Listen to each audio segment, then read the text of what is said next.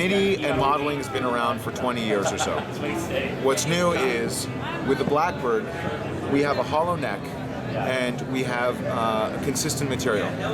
And the combination of that and the way we brace it mean that from the first position all the way up to basically the 12th fret and beyond, you have a consistent sound, so an evenness, string balance, from string to string, from the beginning of the fretboard all the way up, and that has never really been achieved before in a nylon string instrument, as far as we know and from what we've been told. That, plus the latest generation of RMC pickups, the individual saddle pickups, plus the latest generation of the Roland, means you have a very realistic acoustic sound, and you have no latency, which means that you don't have to wait for the sound to actually emit from the speakers.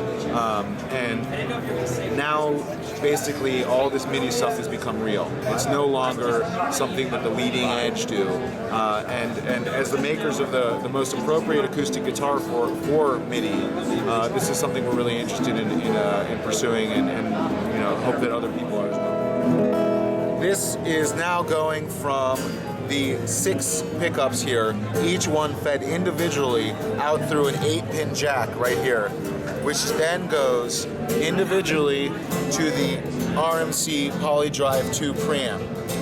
Now what this does, it allows us to have each string be an individual component. So for instance, I can tune all the strings at once by just playing a chord. And if Michael will go down here, I'll show you.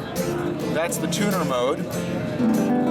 I'm playing all strings up. Looks like the E string is a little bit low. So this allows me to just play all the strings at once. Now I got a little sharp, and dial it in all at once. And this shows how each string is going out one at a time. Now, what that does for us is it also allows us to affect each string individually. Right now, I have the classic nylon sound. You probably can't hear it that well, but this is unaffected, straight piezos without any modeling and a hint of reverb. As you can maybe hear, this guitar has some of the best straight up nylon sounds that you can get with a nylon string plugged in. And we didn't intend that. We just wanted to make a nice travel nylon string version of our Rider steel string. But the result is people are getting rid of their multi-acts, they're selling their Parkers, and they have this instead, just for that acoustic sound. Now, I'm going to go back to the Roland VG99, which the preamps plug into, and this setting, I have the 5th, the 6th string, the low E, and the A string going to a bass on the left channel, and I have a nylon string model going to the right channel. So now I'm playing with a bass player.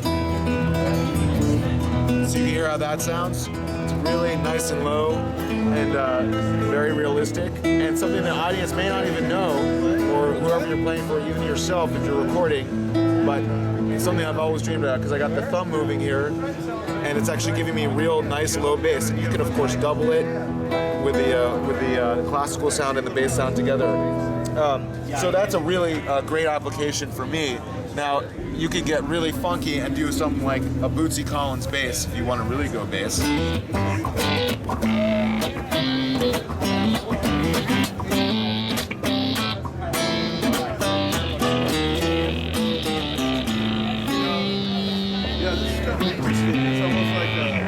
And I got Michael laughing here. That's why the camera's awesome. So like, it's not.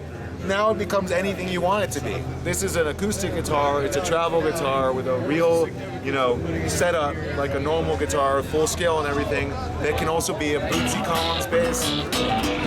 Now, maybe you wouldn't want to use that. Maybe you play with, more electronica stuff, or you want to get into it. I'm an acoustic guitarist at heart, but I appreciate the kind of interesting sounds that MIDI and modeling can produce.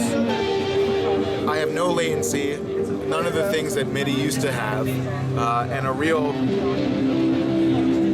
basically complete playing experience. Let's play another sound here. So this is their steel string sound, which they named after Graham Nash. And so now I have my nylon string, and this, by the way, this whole system here can work with a steel string guitar as well, just as well. But you know, for performance or for recording or for just expression, it's a great tool for a player and for a songwriter. And this one, you know, there's a little bit of a Leslie effect going. It's really subtle, but you know, these kind of colorations can really inspire you to play different than you normally do, and write differently in my case than I normally do. So I'll be talking with Michael in the future, and we'll be doing more of this and showing the different things. I just did the presets here, but you know, this thing has 200 sounds, including synths.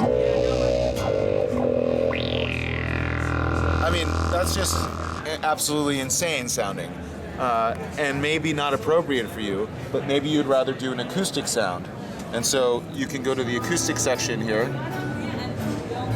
and which is right here, and if you want, you know, we have a new ukulele, so perhaps what we can do is get a concert ukulele. So now with a concert ukulele, of course ukuleles only have 4 strings. So the 6th string is muted, the 5th string's muted. The upper 4 strings are now tuned like a ukulele. It's been modeled and changed. So now I can practice ukulele on my guitar and have a very realistic ukulele sound. Or I could just buy the Blackbird carbon fiber ukulele. But you know, for me, if I was traveling, say, I could bring this in a suitcase, bring my nylon string, and have on board a bass, a ukulele, any manner of acoustic guitars, synth sounds, or whatever, and have a real extreme range of expression.